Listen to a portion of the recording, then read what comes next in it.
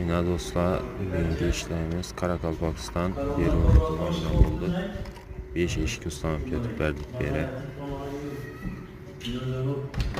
Həmməsi daborlu, arkasında həmməsinin daboru var.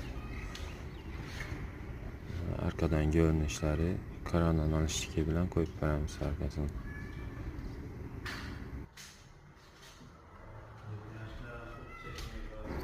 Bulanı həmməsinə magnetli zamoktan koyup verəyəmiz. Açıp bekləmişik.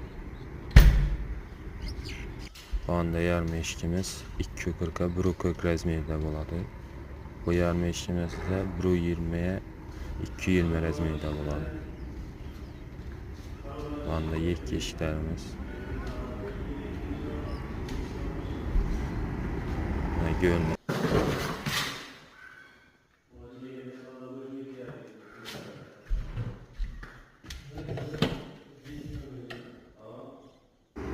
Namina arkadan görünüşü.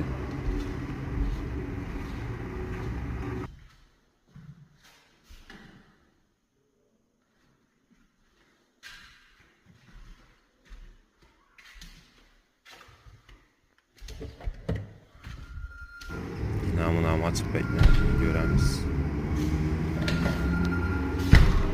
Magnetli zamok. Kime şimdi işte gerekiyorsa müracaat ederse